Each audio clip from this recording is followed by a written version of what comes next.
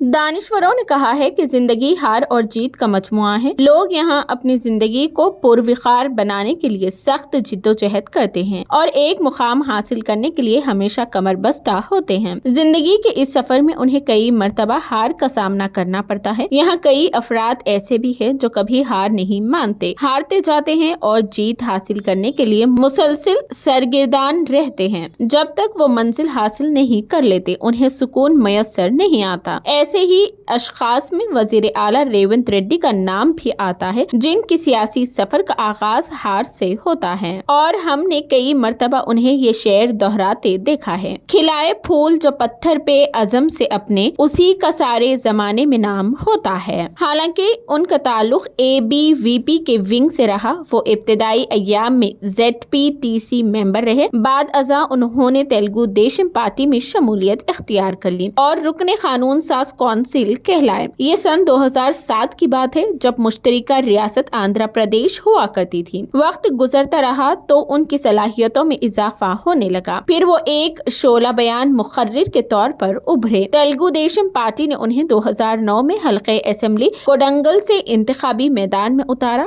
جہاں اس وقت کانگریس پارٹی کے سینئر قائد گروناتھ ریڈی بطور عوامی لیڈر کافی شہرت رکھتے تھے۔ ریونت ریڈی نے اپنی تقاریر کے ذریعے علاقے کی عوام میں مقبولیت پائی، ان کے دلوں میں جگہ بنا لی اور رکن اسمبلی بنے۔ کانگریس پارٹی کے امیدوار گروناتھ ریڈی کو شکست سے دوچار کر دیا۔ اس طرح ریونت ریڈی نے 2014 سے 2018 تک عوام کی خدمت کی۔ جب وہ تیلگو دیشم پارٹی سے علیحدہ ہوئے تو مشترکہ ریاست آندھرا پردیش کی تقسیم عمل میں آ چکی تھی۔ ریونت ریڈی نے کانگریس پارٹی میں شمولیت حاصل کر لی۔ یہ وہ دور تھا جب ان کی پریشانیوں میں اضافہ ہونے لگا۔ 2018 میں TRS پارٹی کا عروج دیکھا گیا۔ ایسے میں انہوں نے اسی سال منعقد ہونے والے اسمبلی الیکشن میں کانگریس پارٹی کے امیدوار بن کر میدان میں آئے، لیکن قسمت نے ان کا ساتھ نہیں دیا۔ BRS پارٹی امیدوار پٹنم نریندر ریڈی کے مقابلے میں انہیں شکست سے دوچار ہونا پڑا، لیکن ریونت ریڈی نے اپنی ہار کو جیت میں بدلنے کی ٹھان لی تھی اور کانگریس پارٹی کے حق میں کام کرنے لگے۔ اس کا اثر یہ ہوا کہ وہ عوامی مقبولیت حاصل کرنے میں کامیاب ہو گئے اور 2019 کے جنرل الیکشن میں انہیں ملکاج گری سے لوک سبھا امیدوار کے طور پر اتارا گیا تو عوام نے انہیں ہاتھوں ہاتھ لیا اور ریونت ریڈی کامیاب ہو گئے۔ کامیابیوں اور ناکامیوں کے بیچ ان کا سفر جاری رہا تو کانگریس پارٹی نے تلنگانہ میں انہیں ملی کامیابی کا نوٹ لیتے ہوئے 2021 میں انہیں تلنگانہ پردیش کانگریس کمیٹی کا صدر بنایا۔ اس کے بعد ریونت ریڈی نے پیچھے مڑ کر نہیں دیکھا۔ عوام نے ان کی یاترا میں شرکت کرتے ہوئے ان کی جانب سے منعقد کیے جانے والے اجلاس کو کامیاب بنایا۔ نقادوں نے یہاں تک کہنا شروع کر دیا کہ ریونت ریڈی میں سابق انجہانی وزیر اعلیٰ راج شیکھر ریڈی کی جھلک نظر آ رہی ہے۔ 2023 کے اسمبلی انتخابات میں ریونت ریڈی نے خوب محنت کی اور اپنے دم پر جلسوں جلوسوں کا اہتمام کیا۔ خاص طور پر مسلمانوں نے کانگریس کو ووٹ دے کر پارٹی کو کامیابی سے